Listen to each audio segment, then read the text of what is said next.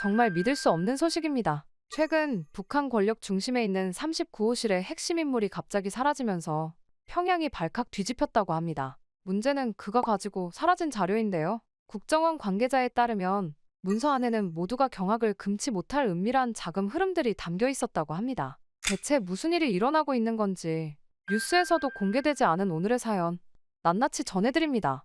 안녕하세요. 저는 탈북민 박성주라고 합니다. 안전상의 문제로 실명을 쓰지 못하는 점 양해 부탁립니다. 저는 한때 북한 외무성 소속 외교관으로 10년이 넘게 일을 했었어요. 제 주요 임무는 비자금 운반이었습니다. 한 번은 500만 달러를 외교관 가방에 넣고 국경을 넘었습니다. 검문대를 지날 때마다 심장이 터질 것 같았죠. 땀이 등줄기를 타고 흘렀어요. 들킨다면 즉시 처형될 것이 분명했습니다. 하지만 두려움보다 사명감이 컸어요. 조국을 위한 일이라 믿었으니까요. 덕분에 저는 평양에서 상류층 생활을 즐겼습니다. 좋은 아파트, 넉넉한 배급, 해외 가전제품들. 제 아내와 두 아이는 부러울 것 없는 삶을 살았어요. 다른 주민들이 무슨 어려움을 겪는지 몰랐습니다. 알려고도 하지 않았죠. 물론 그때는 알지 못했습니다. 곧 제 인생을 뒤흔들 만한 일이 일어날 거란 사실을 말이죠. 그날은 평범한 해외 출장이었습니다. 베이징의 한 호텔 로비에서 동료와 헤어진 후 갑자기 누군가 제 팔을 잡았어요. 처음 보는 조선 남자였습니다.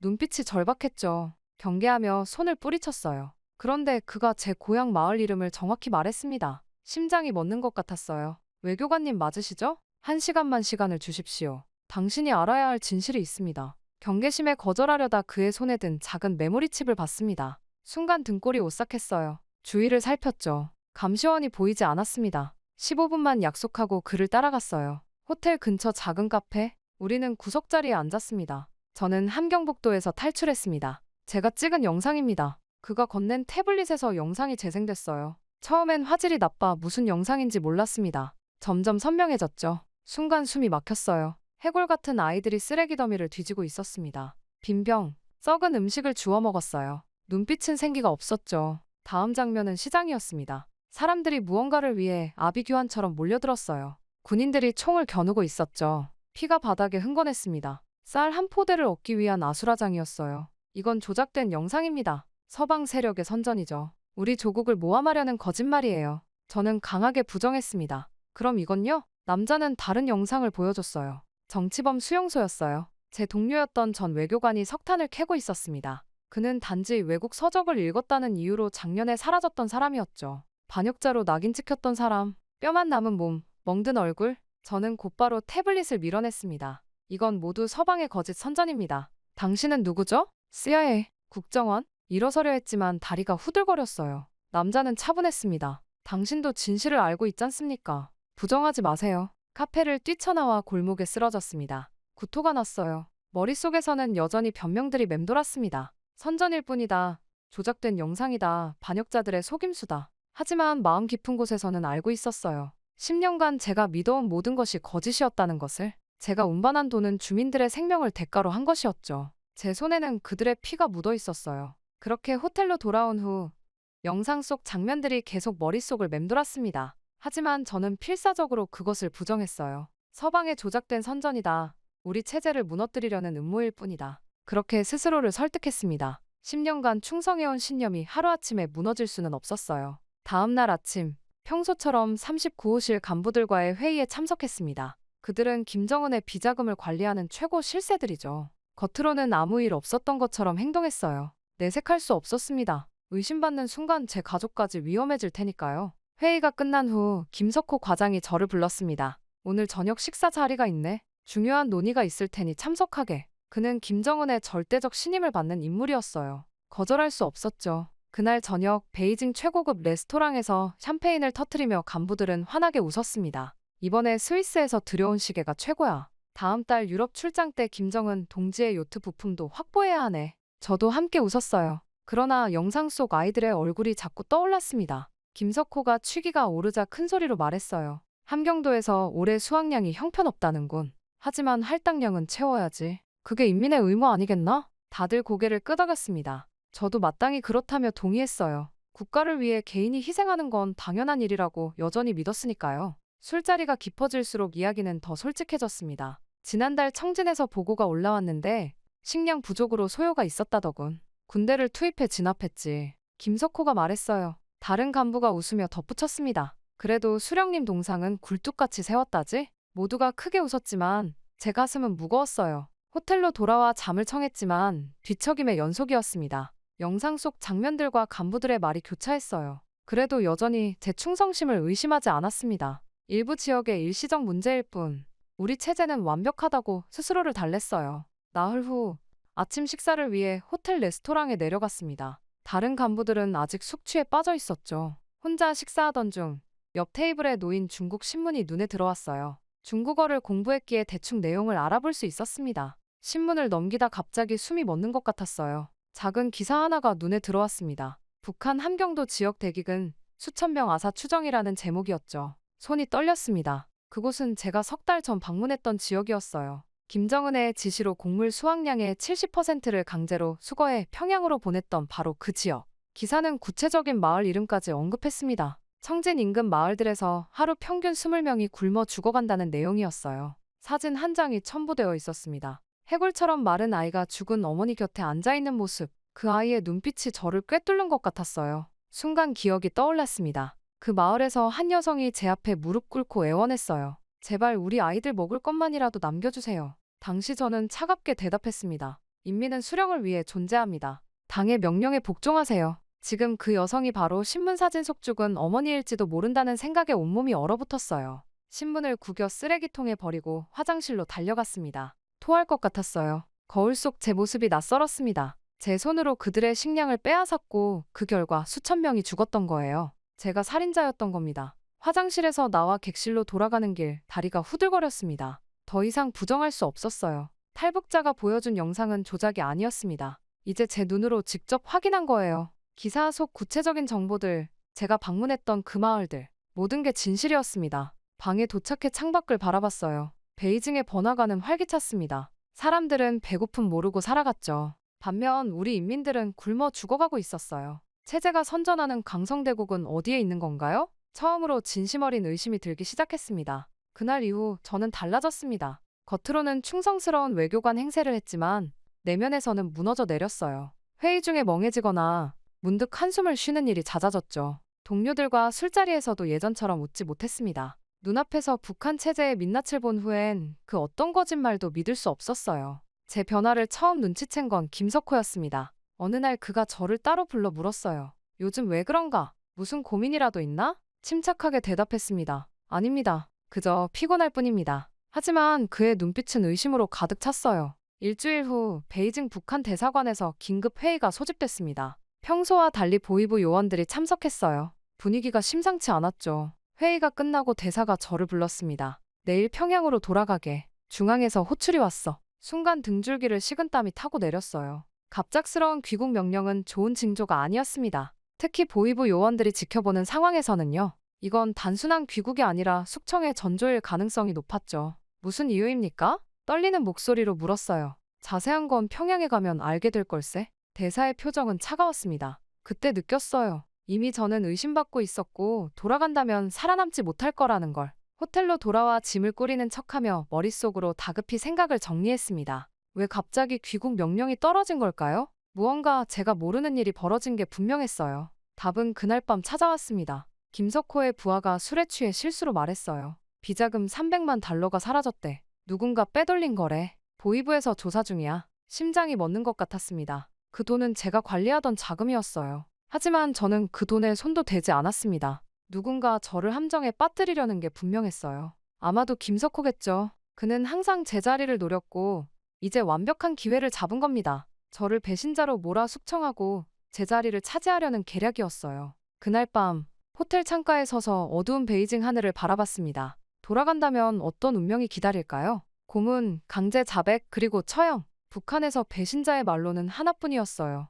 더 끔찍한 건 제 가족의 운명이었습니다. 그들도 연좌제로 수용소행이 될 게 뻔했어요. 새벽 3시 갑자기 노크 소리가 들렸습니다. 심장이 터질 듯 뛰었어요. 문을 열자 보위부 요원 2명이 서 있었습니다. 짐 다 꾸렸나? 비행기가 4시간 후에 출발한다. 그들의 눈빛에서 위험을 느꼈어요. 이들은 저를 감시하러 온 것이었습니다. 네, 거의 다 됐습니다. 잠시만 기다려 주십시오. 화장실에 들어가 세면대에 찬물을 틀었어요. 물소리를 배경으로 심호흡을 했습니다. 머리가 빠르게 돌아갔어요. 지금 이 순간이 마지막 기회라는 걸 알았습니다. 화장실에서 나와 태연하게 말했어요. 짐 정리가 다 됐습니다. 잠시 아래 로비에서 커피 한잔 하고 싶은데 괜찮을까요? 요원들은 서로 눈빛을 교환했습니다. 한 명이 동행하겠소. 한 요원이 말했어요. 엘리베이터에서 내려 로비로 향하던 중 갑자기 화장실이 급하다고 말했습니다.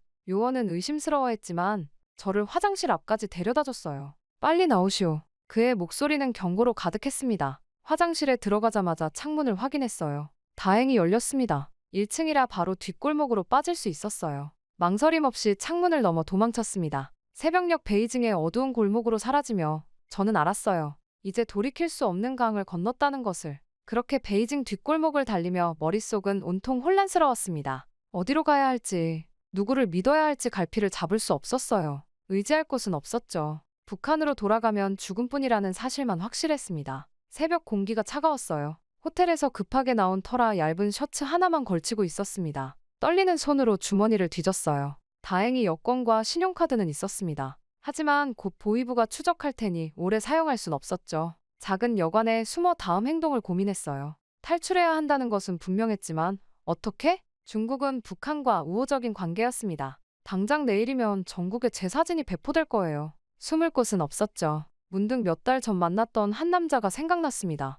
레스토랑에서 우연히 마주쳤던 한국인이었어요. 명함을 건네며 언제든 도움이 필요하면 연락하라 고 했었죠. 당시엔 그가 남한 정보원이라고 의심했지만 무시했습니다. 지금은 그 명함이 유일한 희망이었어요. 공중전화를 찾아 그 번호로 전화를 걸었습니다. 몇 번의 신호음 후 남자가 받았어요. 도움이 필요합니다. 제 목소리가 떨렸습니다. 그는 잠시 침묵했어요. 30분 후 완샹 쇼핑몰 3층 커피숍에서 만납시다. 약속 장소로 향하는 길 끊임없이 주위를 살폈습니다. 보이부 요원들이 이미 추적 중일 수도 있었어요. 커피숍에 도착해 구석자리에 앉았습니다. 정확히 30분 후 그 남자가 나타났어요. 이제 결심하셨군요. 그가 말했습니다. 고개를 끄덕였어요. 도와주시겠습니까? 그는 미소 지었습니다. 그럼요. 우리는 항상 기다리고 있었습니다. 그날부터 남한 정보원과의 접촉이 시작됐어요. 그들은 제게 안전한 은신처를 제공했습니다. 그곳에서 저는 탈출 계획을 세웠어요. 처음엔 중국에서 동남아시아로 그리고 최종적으로 한국으로 가는 루트였습니다.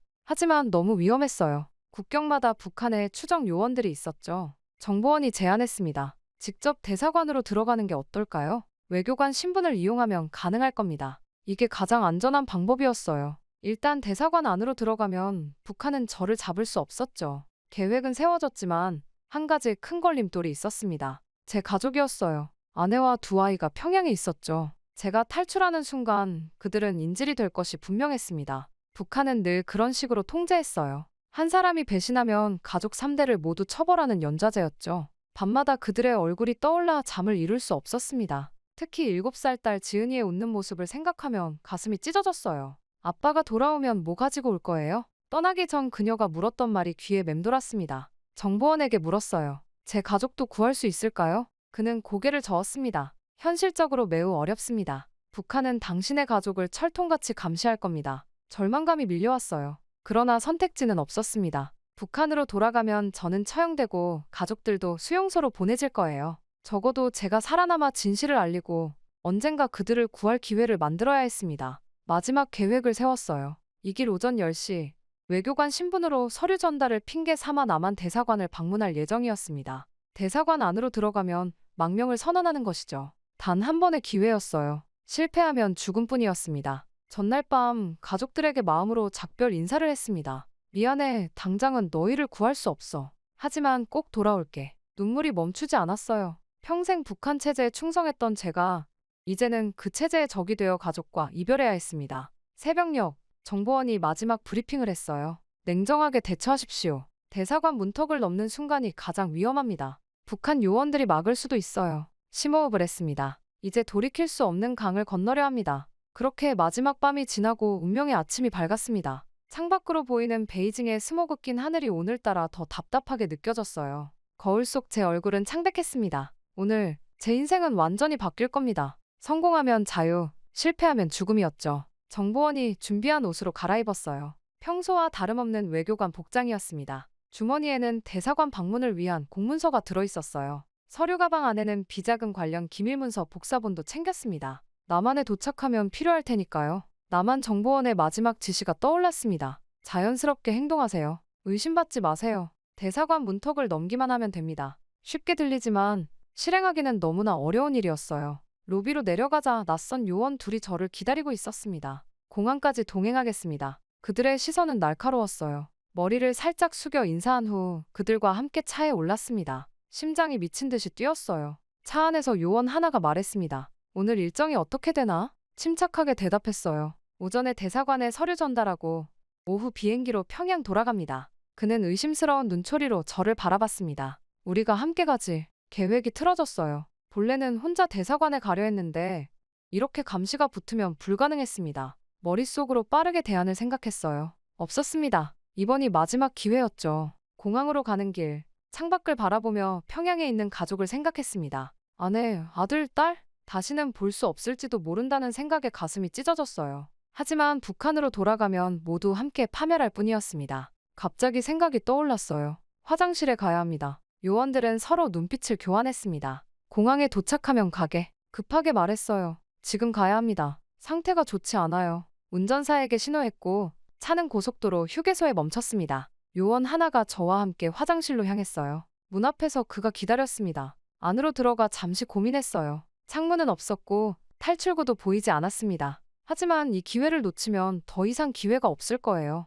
화장실에서 나와 요원에게 말했습니다. 갑자기 서류가 필요해졌어요. 차로 돌아가야 합니다. 그는 의심 없이 저를 따라왔어요. 차로 돌아오는 길, 주변을 살폈습니다. 휴게소는 사람들로 붐볐어요. 이때다 싶어 갑자기 달리기 시작했습니다. 서라! 요원의 외침이 들렸어요. 뒤돌아보지 않고 계속 달렸습니다. 앞에는 택시 승강장이 보였고 막 출발하려는 택시를 향해 뛰었어요. 뒷좌석에 뛰어들며 소리쳤습니다. 한국 대사관으로. 빨리요. 운전사는 놀랐지만 출발했어요. 뒤를 돌아보니 요원이 달려오고 있었습니다. 다행히 차는 빠르게 휴게소를 빠져나갔어요. 숨을 고르며 생각했습니다. 이제 돌이킬 수 없는 강을 건넜어요. 택시는 시내로 향했고 저는 끊임없이 뒤를 살폈습니다. 곧 다른 차량들이 추적할 테니 경로를 바꿔야 했어요. 여기서 내려주세요. 몇 블록을 걸은 후 다른 택시를 잡았습니다. 이번엔 호텔 이름을 말했어요. 호텔에 도착해 로비를 지나 바로 출구로 나갔습니다. 세 번째 택시를 잡아 비로소 한국 대사관 근처를 향했어요.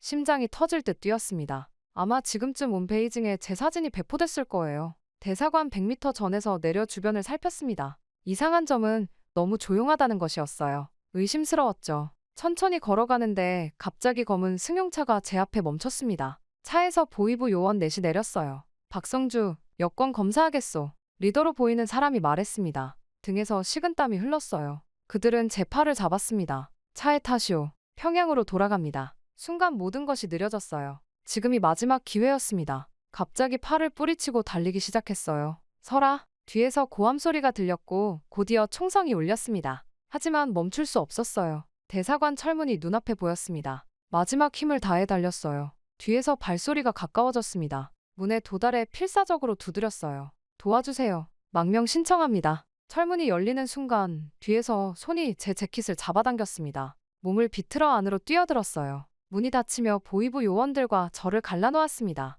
그들은 미친 듯이 문을 두드렸지만 이미 저는 안전했어요. 대사관 직원이 다가와 물었습니다. 괜찮으세요? 바닥에 주저앉아 숨을 몰아쉬며 대답했어요. 망명 신청합니다. 드디어 자유의 첫걸음을 내딛었습니다. 이후 대사관에서의 첫날은 혼란스러웠습니다. 한국 외교관들이 친절하게 대해주었지만 저는 여전히 불안했어요. 창밖으로는 북한 보위부 요원들이 대사관을 감시하고 있었습니다. 제 가족에게 무슨 일이 벌어지고 있을지 생각하면 가슴이 찢어졌어요. 안전을 위해 곧 이동해야 합니다. 대사관 보안 책임자가 말했어요. 베이징에 오래 머무는 건 위험합니다. 고개를 끄덕였습니다. 북한은 어떤 수단을 써서라도 저를 다시 잡으려 할 테니까요. 이틀 후 깊은 밤에 대사관 직원들이 저를 깨웠습니다. 지금 출발합니다. 방탄조끼를 입고 대사관 지하 주차장으로 향했어요. 검은색 밴에 타자마자 차는 빠르게 출발했습니다. 저는 바닥에 엎드려 있었어요. 필리핀으로 갑니다. 국정원 요원으로 보이는 사람이 말했습니다. 그곳에서 한국행 비행기를 탈 겁니다. 제3국을 거쳐가는 이유는 분명했어요. 중국은 북한에 저를 넘길 수도 있었으니까요. 비행기 안에서도 긴장은 풀리지 않았습니다. 누가 절 알아볼까봐 모자를 깊게 눌렀었어요. 필리핀 마닐라에 도착한 후 바로 다른 비행기로 갈아탔습니다. 드디어 한국 영토를 밟는 순간 복잡한 감정이 밀려왔어요. 자유와 공포, 기대와 죄책감이 뒤섞였습니다. 인천공항에는 검은색 정장을 입은 사람들이 저를 기다리고 있었어요. 박성주 씨, 국정원입니다. 저희와 함께 가시죠. 그들을 따라 VIP 통로로 빠져나왔습니다. 한국땅을 처음 밟는데 사진 한 장 찍히지 않도록 철저히 보호받았어요. 서울 외곽의 안전가옥으로 이동했습니다. 그곳에서 저는 북한 체제의 모든 비밀을 털어놓기 시작했어요. 김정은의 비자금 루트, 39호실의 운영 방식, 8조 원 규모의 자금 흐름, 저는 알고 있는 모든 것을 증언했습니다. 이 돈들은 어디로 흘러갑니까? 국정원 조사관이 물었어요. 스위스 은행, 중국 위장 기업, 러시아 자금 세탁소를 거쳐 김정은의 개인 금고로 들어갑니다. 그는 이 돈으로 핵개발, 사치품 구입, 측근 관리를 합니다. 인민들은 굶주리는데도 말이죠. 일주일간의 철저한 조사 후 국정원 책임자가 찾아왔습니다. 박 씨의 증언은 매우 가치 있습니다. 남한 정부는 이 정보를 국제사회에 알릴 예정입니다. 북한의 비자금을 차단하는데 큰 도움이 될 겁니다.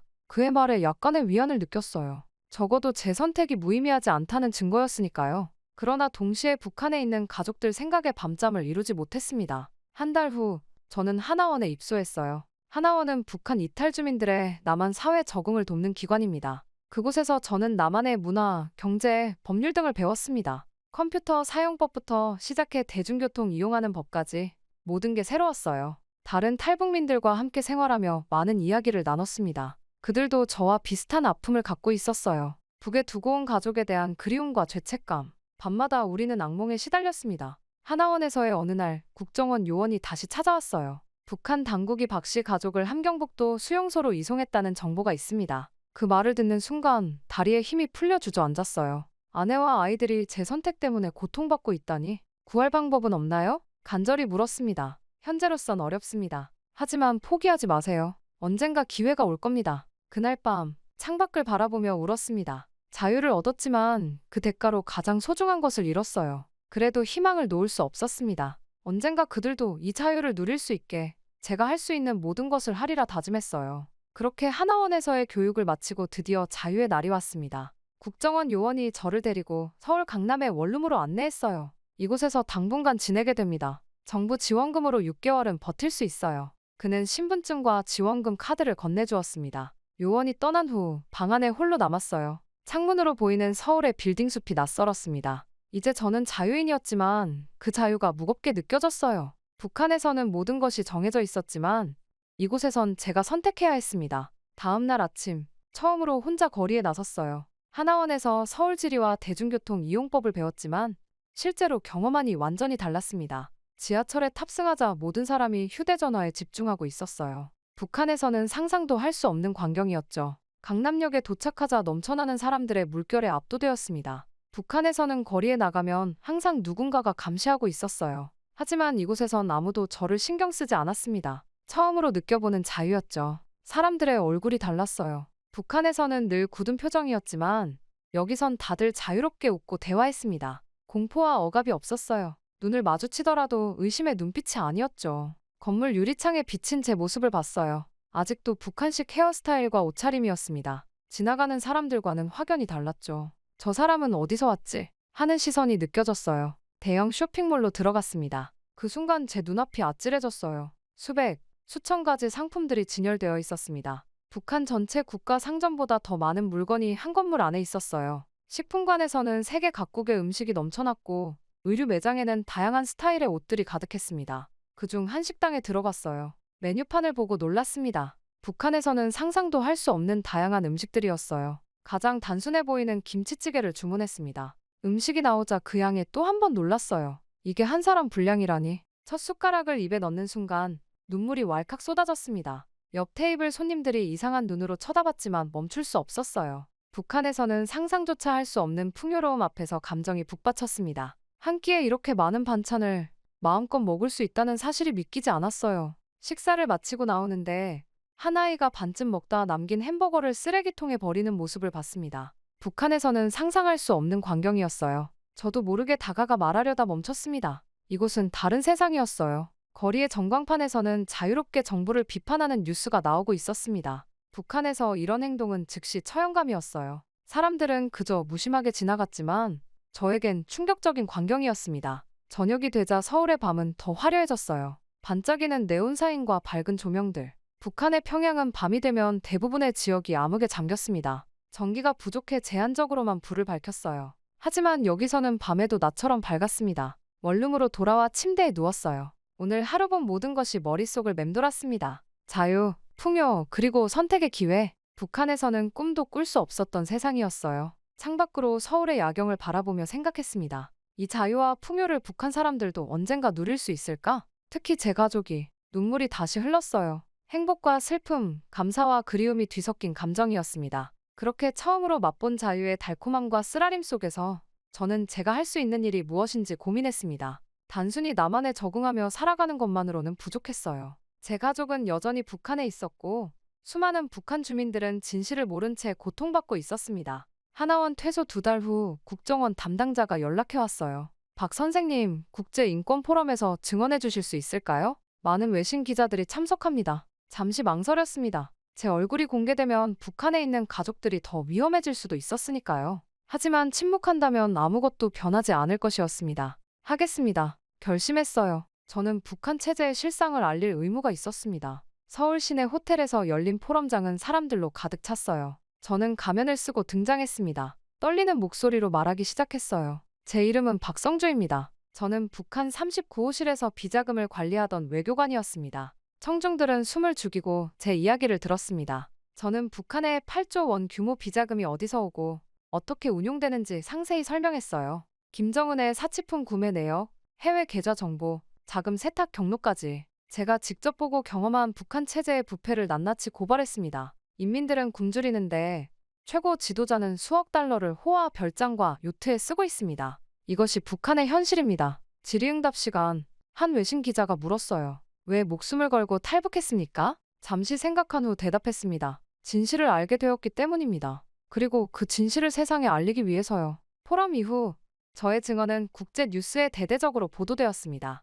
미국, 영국, 일본 등 주요 언론에서 북한 비자금 실체가 다뤄졌어요. 국제사회는 북한의 자금줄을 차단하기 위한 새로운 제재를 논의하기 시작했습니다. 저는 탈북민 단체와 연계해 더 적극적인 활동을 시작했어요. 북한 인권 문제를 알리는 강연을 다니며 제가 경험한 북한의 실상을 증언했습니다. 때로는 질문을 받기도 했어요. 북한을 증오하지 않나요? 저는 고개를 저었습니다. 북한 체제를 비판하지만 북한 사람들은 제 동포입니다. 그들도 언젠가 자유를 누릴 수 있기를 바랄 뿐이에요. 한편으로는 남한 생활에 적응하기 위해 노력했습니다. 대학교에서 국제관계학을 공부하기 시작했어요. 수업 첫날 긴장된 마음으로 강의실에 들어갔습니다. 다른 학생들보다 훨씬 나이가 많았지만 배움에 대한 열정은 누구보다 컸어요. 처음에는 컴퓨터 사용이나 영어 공부가 힘들었습니다. 밤늦게까지 공부하며 쫓아가려 노력했어요. 남한 학생들의 도움도 컸습니다. 그들은 제 배경을 알고도 편견 없이 대해주었죠. 어느 날 도서관에서 공부하다 문득 깨달았습니다.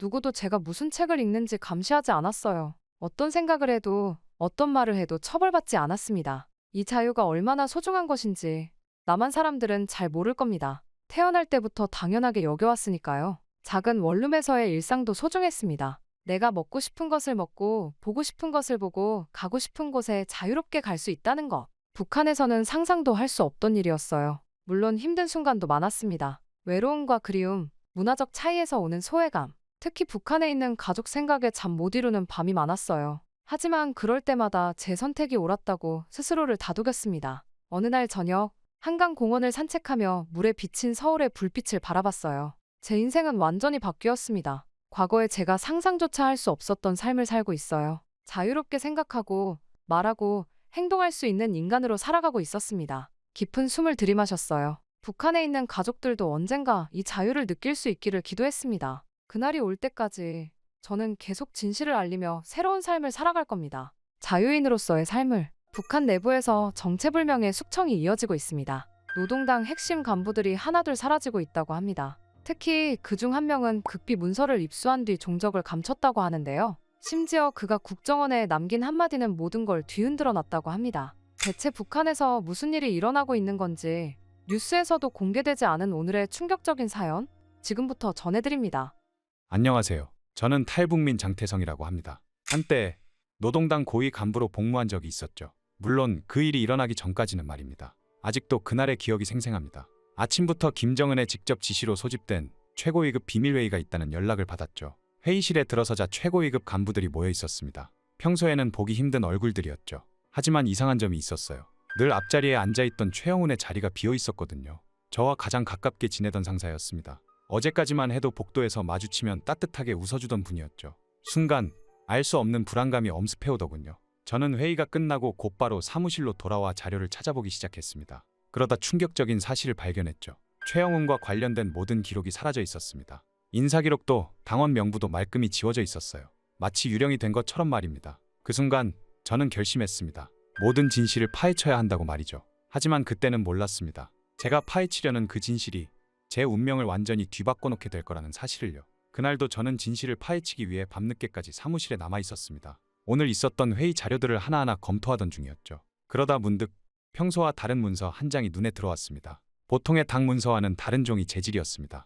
문서 상단에는 붉은색으로 극비라고 적혀 있었습니다. 그리고 그 아래 백두호랑이 작전이라는 제목이 쓰여 있었죠. 손이 떨렸습니다. 조직 지도부 과장인 제가 들어본 적도 없는 작전명이었거든요. 문서를 읽어내려가는 순간 온몸에 전율이 흘렀습니다. 김정은과 최고위 간부 30여 명의 해외 도피 계획이었어요. 전쟁이나 내부 붕괴가 일어날 경우를 대비한 비상 탈출 계획이었죠. 세세한 탈출 경로와 도피 국가명까지 모두 기재되어 있었습니다. 문서를 넘길 때마다 더욱 충격적인 내용이 나왔습니다. 이미 외국 은행에 수십억 달러의 비자금이 예치되어 있다는 내용이었습니다. 스위스, 마카오, 싱가포르, 은행명과 계좌번호까지 상세히 적혀 있었죠. 우리 인민들이 굶주리는 동안 김정은은 도망갈 준비를 하고 있던 겁니다. 마지막 장에는 가장 끔찍한 내용이 있었습니다. 만약 반란이 일어나면 인민저항 진압작전을 실행한다는 겁니다. 무려 10만 명의 주민을 제거하는 계획이었죠. 지역별 제거 인원과 매장지 위치까지 꼼꼼하게 기재되어 있었습니다.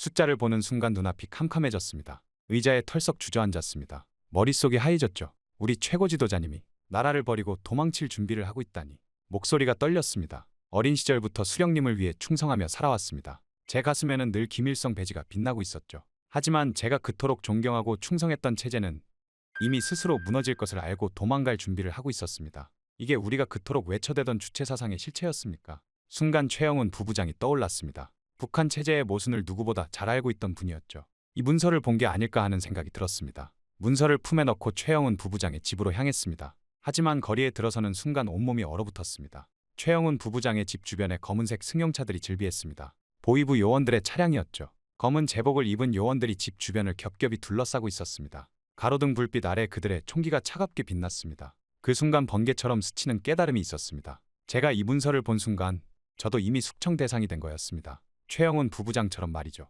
천천히 뒷걸음질 쳤습니다. 차가운 땀이 등줄기를 타고 흘러내렸습니다. 이제 저에게 남은 시간이 얼마 없다는 걸 직감했습니다. 아내와 아들의 얼굴이 스쳐 지나갔습니다. 머릿속에서 아내와 아들의 얼굴이 떠나지 않았습니다. 그들을 먼저 안전한 곳으로 피신시켜야만 했죠. 최영훈 부부장의 집 주변을 에워싼 보위부 요원들의 모습이 자꾸 눈앞에 아른거립니다. 저도 곧 그렇게 될 것이란 생각에 온몸이 떨렸어요. 차가운 한겨울 바람이 얼굴을 때렸지만 등줄기에는 식은땀이 흘러내렸습니다. 집으로 향하는 발걸음을 재촉했죠. 평소 같았으면 10분이면 충분할 거리를 뛰다시피 걸었습니다. 하지만 우리 집 골목에 들어서는 순간 심장이 멎는 것 같았어요. 보위부 차량이 이미 집 앞에 주차되어 있었죠. 검은 정복을 입은 요원들이 담배를 피우며 서성이고 있었습니다. 그들의 허리춤에 찬 권총이 가로등 불빛에 차갑게 빛났어요. 골목 구석에 숨어 지켜보는 수밖에 없었습니다. 아내와 아들이 무사하길 바라는 마음뿐이었어요. 2시간쯤 지났을까요? 마침내 아내가 아들의 손을 잡고 집을 나섰습니다. 장을 보러 가는 모양이었죠. 요원들의 매서운 시선이 그들을 쫓았어요. 아들은 평소처럼 엄마 손을 잡고 깡충깡충 뛰어가고 있었습니다. 제 심장이 찢어지는 것 같았어요. 며칠 동안 잠을 이루지 못했습니다. 사무실과 집 사이를 오가며 불안에 시달렸죠. 아내와 아들을 데리고 도망치고 싶었지만 24시간 감시가 계속됐어요. 보위부 요원들은 교대로 자리를 지켰고 아내가 시장에 가는 것조차 감시에 눈길이 따라붙었습니다. 아내에게 상황을 알려주고 싶었지만 그러다가 더 위험해질까 두려웠죠. 그러던 어느 날 아침 책상 위에 놓인 문서 한 장이 눈에 들어왔어요. 붉은색 도장이 찍힌 문서였습니다. 혁명적 조치 실행 예정 27일이라고 적혀 있었죠. 손으로 달력을 더듬어 날짜를 확인했어요. 오늘이 23일이었습니다. 단 4일. 제게 남은 시간은 그것이 전부였죠. 머리가 멍했습니다. 혁명적 조치라는 말의 의미를 너무나 잘 알고 있었어요. 사형. 그것도 공개 처형이었죠. 최영훈 부부장도 같은 문서를 받았을 것이란 생각이 들었습니다. 이제 더는 망설일 시간이 없었어요. 탈출을 결심했습니다. 하지만 계획을 세우는 것조차 쉽지 않았죠. 모든 통화가 도청되고 있었고 이메일도 검열되고 있었습니다. 아내에게 어떻게든 메시지를 전하려 했지만 방법이 없었어요. 쪽지를 전하려 해도 감시에 눈을 피할 수 없었습니다. 결국 중국에 있는 친척을 통해 탈출 경로를 알아보기로 했어요. 브로커를 수소문하고 탈출 자금도 준비했습니다. 하지만 그날 밤 끔찍한 소식이 들려왔죠. 보위부가 우리 집을 덮쳤다는 겁니다. 옆집 아주머니의 다급한 전화였어요. 사무실에서 급히 집으로 달려갔습니다. 심장이 터질 것 같았죠. 하지만 이미 늦었어요. 집안은 완전히 뒤집혀 있었고 아내와 아들은 사라진 뒤였습니다. 이웃들의 말로는 보위부 차량에 강제로 끌려갔다고 했어요. 아들이 울며 엄마를 부르는 소리가 온 동네에 퍼졌다고 했습니다.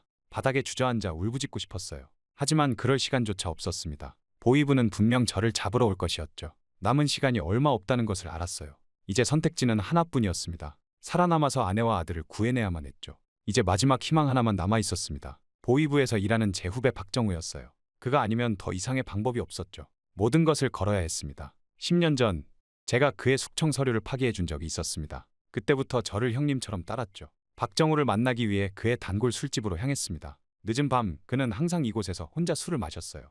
예상대로 구석자리에서 그를 발견했습니다. 술에 취해 있었지만 저를 보자마자 벌떡 일어났죠. 형님, 이렇게 찾아오시면 어떡합니까? 형님을 찾는 요원들이 북적거리는데 박정우가 걱정스러운 목소리로 말했어요. 그의 눈빛은 진심으로 보였습니다. 자리를 옮겨 이야기를 나눴죠. 아내와 아들이 어디에 있는지, 어떻게 하면 구할 수 있는지 물었습니다. 박정우는 잠시 고민하더니 말했어요. 형님, 제가 도와드리겠습니다. 그들이 있는 곳을 알아요.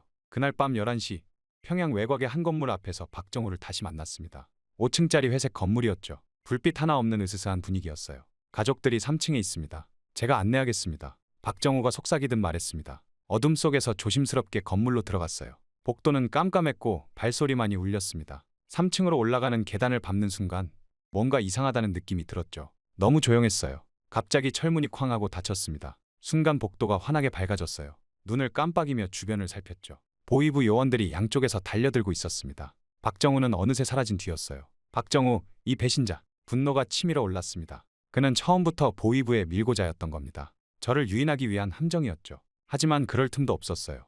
요원들이 제 팔을 잡으려 했어요. 본능적으로 몸을 돌려 달렸습니다. 복도 끝 창문이 보였죠. 망설일 시간이 없었어요. 전력을 다해 달린 후 몸을 날렸습니다. 유리가 산산조각 나며 날카로운 소리를 냈어요. 3층 높이였지만 다행히 아래층 차양에 걸려 충격이 줄었습니다. 바닥에 굴러 떨어지며 온몸이 아팠지만 멈출 순 없었죠. 뒤에서 총소리가 들렸어요. 어깨에 날카로운 통증이 느껴졌지만 확인할 겨를도 없었습니다. 정신없이 달렸죠. 골목을 빠져나가 어둠 속으로 사라졌어요. 평소에는 한 번도 가보지 않았던 뒷골목들을 전력으로 달렸습니다. 보위부 요원들의 발소리와 고함 소리가 점점 멀어져 갔죠. 한참을 달린 후에야 숨을 돌릴 수 있었어요. 아내와 아들을 구하지 못했다는 자책감에 가슴이 찢어질 것 같았습니다. 하지만 지금은 살아남아야 했죠. 이제 돌아갈 곳은 없었어요. 숨을 곳을 찾아 헤매다 폐건물 지하실에 몸을 숨겼습니다. 이제부터는 죽은 사람처럼 숨어 지내야 했어요. 한 번만 발각되면 바로 처형될 것이 분명했죠. 차가운 바닥에 쓰러져 눈물이 흘렀습니다. 어깨의 총상에서는 계속해서 피가 흘러나왔어요. 옷을 찢어 겨우 지혈을 했지만 제대로 된 치료는 불가능한 상황이었죠. 밤새 고열에 시달리며 아내와 아들의 얼굴을 떠올렸습니다. 이제 남은 길은 하나뿐이었어요. 북한을 탈출하는 것. 지체할 시간이 없었습니다. 즉시 탈출을 감행해야 했어요. 조직 지도부 과장이었던 경험을 살려 신속하게 계획을 세웠죠. 무엇보다 신분증이 필요했습니다. 국경 지역까지 가려면 여러 번의 검문을 통과해야 했어요. 오랜 기간 간부들의 인사를 담당하면서 저는 신분증 제작 과정을 잘 알고 있었습니다. 위조하기 가장 쉬운 것이 무역 관련 간부들의 신분증이었죠. 그들은 자주 국경을 넘나들었기에 검문소에서도 별다른 의심 없이 통과시켰어요. 지하실 근처 인쇄소에서 필요한 물품을 구했습니다. 새벽에 몰래 들어가 가져온 거죠. 이틀 동안 밤새워 신분증을 만들었어요. 무역성 부부장 신분증이었습니다. 평소 제가 알고 지내던 인물이라 그의 말투나 특징도 잘 알고 있었죠. 탈출 전날 밤 마지막으로 신분증을 점검했습니다. 완벽해 보였어요. 하지만 손이 떨렸죠. 이 위조된 신분증이 들통나는 순간 즉시 총살이었으니까요. 가슴속 아내와 아들의 사진을 한 번 더 눌러 담았습니다. 새벽 4시 어둠을 틈타 이동을 시작했어요. 보위부 요원들의 감시망을 피하기 위해 큰 도로는 피했습니다. 골목길과 시장 뒷길로만 이동했죠. 간간히 보위부 차량이 지나가면 상점 처마 밑이나 컨테이너 뒤에 몸을 숨겼어요. 첫 번째 검문소가 나타났습니다. 심장이 터질 것 같았죠. 무역성 부부장입니다. 신의주 외화벌이 사업소 점검차 방문입니다. 위조한 신분증을 건넸어요. 검문소 경비병이 신분증을 유심히 살폈습니다. 등줄기로 식은땀이 흘렀죠. 하지만 역시나 간부 신분증 앞에서는 별다른 제지가 없었어요. 수고하십시오, 부부장 동지. 첫 번째 관문을 통과했습니다. 하지만 두 번째 검문소에서 위기가 찾아왔어요. 북한군 장교가 신분증을 보더니 무전을 치기 시작했습니다. 직감적으로 위험함을 느꼈죠. 잠시 화장실을 다녀오겠다고 한 뒤 후미진 곳으로 달아났습니다. 총성이 울렸어요. 뒤도 돌아보지 않고 달렸습니다. 밖과 산길을 가리지 않고 무작정 달렸죠. 숨이 턱까지 차올랐지만 멈출 수는 없었어요. 멀리서 궁견짖는 소리가 들려왔습니다. 12시간을 달렸을까요? 마침내 압록강이 보였습니다. 하지만 강변에는 이미 경비병들이 포진해 있었어요. 제 사진이 담긴 전단을 들고 있는 게 보였죠. 숨을 곳을 찾아 주변을 살폈지만 이미 포위망이 좁혀오고 있었습니다. 순간 결심했어요. 강물로 뛰어들었습니다. 얼음장같이 차가운 물이 온몸을 덮쳤죠. 총알이 빗발치듯 날아왔어요. 물속으로 잠수했다가 간간히 숨을 쉬며 필사적으로 헤엄쳤습니다. 정신을 차려보니 중국 쪽 강둑이었어요. 간신히 목숨을 건진 것이었죠. 하지만 안도할 시간도 없었습니다. 멀리서 검은 승용차가 다가오는 게 보였어요. 보위부 공작원들이었습니다. 그들은 이미 제 도주 경로를 예측하고 있었던 겁니다. 중국 내 보위부 공작원들에게 연락이 된 거죠. 다시 숨을 돌릴 새도 없이 뛰기 시작했습니다. 이제 진짜 도망자의 삶이 시작된 거예요. 중국에서의 도망자 생활이 시작됐습니다. 보위부 공작원들을 피해 끊임없이 이동해야 했죠. 하루도 편히 잠들 수 없었어요. 매일 밤 다른 여관을 전전했습니다. 창문이 있는 방은 피했고 항상 비상구를 먼저 확인했죠. 그러던 어느 날 북한 이탈 주민들의 탈출을 돕는다는 브로커 이철호를 소개받았습니다. 처음 만난 순간부터 뭔가 불안했어요. 하지만 달리 선택의 여지가 없었죠. 저 혼자서는 중국을 빠져나갈 방법이 없었습니다. 이철호는 제게 태국까지 안전하게 데려다 주겠다고 약속했어요. 비용은 미화 5만 달러. 제가 가진 전 재산이었습니다. 하지만 그는 돈을 받고 나서도 계속 시간을 끌었죠. 경비가 삼엄해서, 지금은 위험해서 등의 핑계를 대며 출발을 미뤘어요. 불길한 예감이 들었습니다. 이철호의 전화 통화를 몰래 엿들었죠. 북한말 씨가 또렷했어요. 네, 보위부 동지. 목표가 아직 제 위치에 있습니다. 내일이면. 순간 피가 싸늘하게 식었습니다. 그날 밤 급하게 숙소를 빠져나왔어요. 10분 뒤 검은 승용차들이 숙소를 에워싸는 것이 보였습니다. 이철호는 보위부 공작원이었던 거죠. 다시 한번 속았다는 분노보다는 살아남아야 한다는 일념뿐이었어요. 기차역에서 무작정 표를 샀습니다. 목적지도 모른 채 남쪽으로 가는 기차에 올랐죠. 열차 안에서도 끊임없이 주변을 살폈어요. 낯선 사람이 다가오면 화장실로 피했고 역마다 승객들의 움직임을 주시했습니다. 3일 동안 기차를 갈아타며 남쪽으로 달렸어요. 몸은 지쳐갔지만 멈출 수는 없었죠. 마침내 윈난성의 작은 도시에 도착했습니다. 이곳에서 라오스를 거쳐 태국으로 갈 수 있다는 정보를 들었어요. 국경지대는 험준한 산길이었습니다. 뱀과 정갈이 우글거렸죠. 밤에는 호랑이 울음소리도 들렸어요. 하지만 이런 자연의 위협보다 더 무서운 건 인간이었습니다. 중국 국경수비대와 보위부 공작원들의 추적이 계속됐죠. 사흘 밤낮을 걸어 마침내 태국 국경까지 도착했어요. 하지만 여기서 새로운 고민이 시작됐습니다. 태국에 불법으로 입국하다 체포되면 중국으로 추방될 수 있었죠. 그러면 다시 북한으로 강제 송환될 게 뻔했어요. 깊은 고민 끝에 태국 경찰서로 향했습니다. 스스로 자수하기로 결심한 거죠. 경찰서 입구에서 마지막으로 깊은 숨을 들이쉬었어요. 이제 돌이킬 수 없는 강을 건너는 심정이었습니다. 저는 북한에서 온 탈북자입니다. 대한민국 대사관에 보내주십시오. 서툰 영어로 이 한마디를 전하는데 눈물이 흘렀습니다. 마침내 긴 도망자의 삶이 끝나는 순간이었죠. 이제 대한민국으로 가서 아내와 아들을 구해낼 수 있다는 희망이 보였어요. 태국 경찰서에서의 자수 이후 대한민국 대사관으로 이송됐습니다. 3일 뒤 드디어 인천행 비행기에 몸을 실었어요. 창 밖으로 구름을 바라보며 이제야 정말 자유의 땅으로 간다는 실감이 났습니다. 비행기가 인천공항에 착륙했을 때 숨이 멎는 것 같았어요. 활주로에 줄지어 서 있는 대형 여객기들, 반짝이는 유리 건물, 그리고 자유롭게 오가는 사람들. 북한에서는 상상도 못했던 광경이었죠. 공항을 빠져나오는 순간 까만 승용차 2대가 저를 에워쌌습니다. 순간 가슴이 철렁 내려앉았죠. 하지만 이번에는 보위부가 아닌 국정원 요원들이었어요.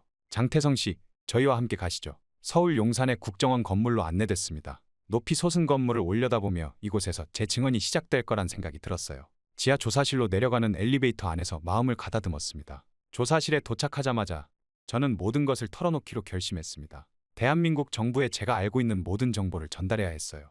이것이 아내와 아들을 구할 수 있는 유일한 길이었죠. 조직지도부 과장이었다고요? 그의 첫 질문이었습니다. 네, 맞습니다. 제 대답과 함께 긴 조사가 시작됐어요. 처음에는 제 신분과 경력을 확인하는 질문들이었죠. 하지만 곧 본격적인 내용으로 들어갔습니다.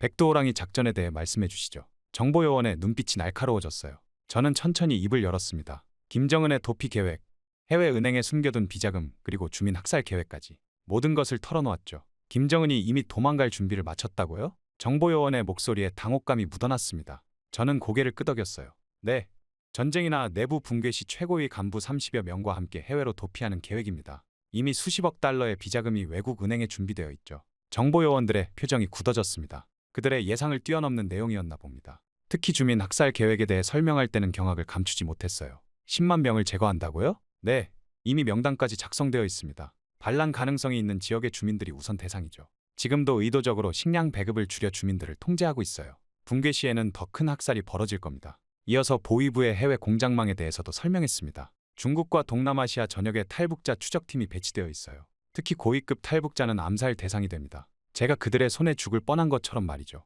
12시간의 조사가 이어졌습니다. 목이 쉴 때까지 계속된 증언이었어요. 마지막으로 한 정보 요원이 물었습니다. 북한 정권이 붕괴되면 김정은은 어떻게 할 것 같습니까? 그는 결코 싸우지 않을 겁니다. 이미 도망칠 준비가 다 되어 있으니까요. 수령이 인민을 위해 목숨을 바친다는 건 모두 거짓말입니다. 그는 자신의 생존만 생각하고 있어요. 조사실에 무거운 침묵이 내려앉았습니다. 정보 요원들은 서로 눈빛을 주고받았죠. 제가 전한 정보가 얼마나 충격적이었는지 그들의 표정에서 읽을 수 있었어요. 북한 체제의 실상이 적나라하게 드러난 순간이었습니다. 마지막으로 저는 힘주어 말했습니다. 이것만은 확실히 말씀드릴 수 있습니다. 북한 정권이 붕괴할 경우 김정은은 결코 싸우지 않을 것입니다. 그는 이미 도망칠 준비가 되어 있습니다. 수석 정보요원의 얼굴이 창백하게 변했어요. 다른 요원들도 충격에 휩싸인 듯 한동안 말을 잇지 못했습니다. 지금까지 우리가 알고 있던 북한의 모습과는 완전히 다르군요. 이건 정말. 요원들은 서로를 바라보며 심각한 표정을 지었어요. 진실을 전달했다는 안도감과 함께 이제 아내와 아들을 구할 수 있다는 희망이 커졌습니다.